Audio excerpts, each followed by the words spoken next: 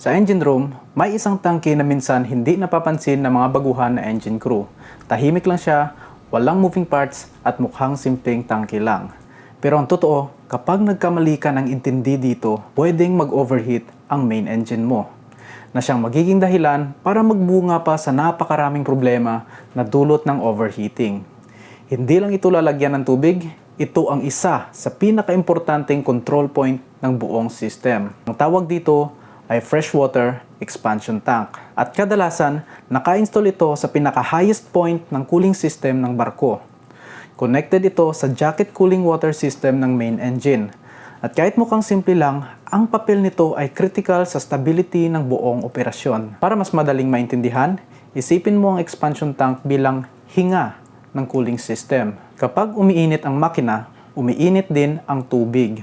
At kapag umiinit ang tubig, ito ay nag-e-expand. Mas lumalapad ang sasakupan niyang volume. Sa science, ang tawag dito ay thermal expansion. Habang tumataas ang temperature, mas mabilis gumalaw ang molecules ng tubig. At dahil dito, lumalaki ang space na ino-occupy nila. Ngayon, isipin mo kung walang expansion tank.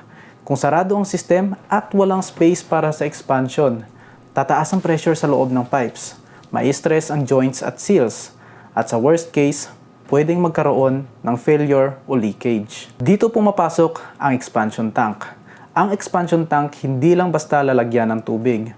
May tatlong pangunahing function o gamit ito na kailangan mong maintindihan bilang engine crew. Una, ang expansion tank ang tumatanggap ng excess volume kapag nag-expand ang tubig. Sa halip na tumaas ang pressure sa buong system o sa loob ng pipes, ang sobrang tubig ay umaakyat papunta sa expansion tank. Sa madaling salita, siya ang shock absorber ng system. Pangalawa, ang expansion tank ang nagbibigay ng constant pressure sa system dahil sa height niya at palaging siguradong kahit may leak o bawas ng tubig sa cooling system ay madadagdagan niya agad ng tubig ang system. Dahil nasa mataas siyang posisyon, gumagamit siya ng gravity para mag-maintain ng steady pressure pababa sa buong cooling system. Ang pressure na ito ay critical para maiwasan ang cavitation sa mga bomba at para masigurong tuloy-tuloy ang circulation ng cooling water. Pangatlo, ito ang nagsisilbing exit point ng hangin sa system. Kapag may hangin na pumasok sa cooling system, natural na aangat ito dahil mas magaan siya kaysa sa tubig. At dito sa expansion tank, ang hangin lumalabas. Kapag naalis ang hangin, mas stable ang flow, mas efficient ang cooling, at mas safe ang operation. Sa actual operation on board, hindi sapat na alam mo ang theory. Kailangan mong bantayan ang kondisyon ng expansion tank. Una, ang level. Kapag masyadong mababa ang level, kargahan na. Kasi posibleng pumasok ang hangin sa system at magdulot ng airlock o poor circulation. Pangalawa, ang overflow system. Kapag may abnormal expansion, dito lalabas ang excess water o sobrang tubig. At pangatlo, ang venting.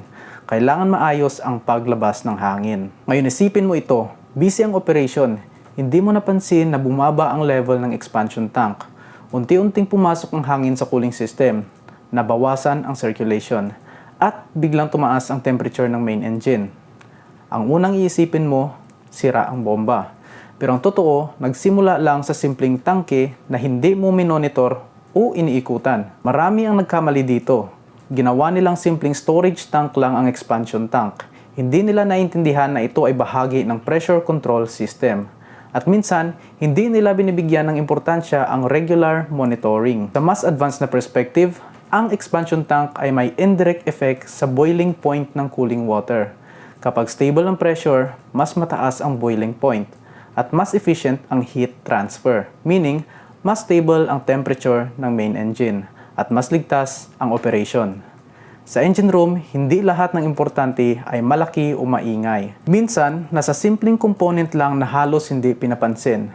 Pero ngayon, naiintindihan mo na kung gaano kaimportante ang expansion tank. Hindi lang ito isang tangke.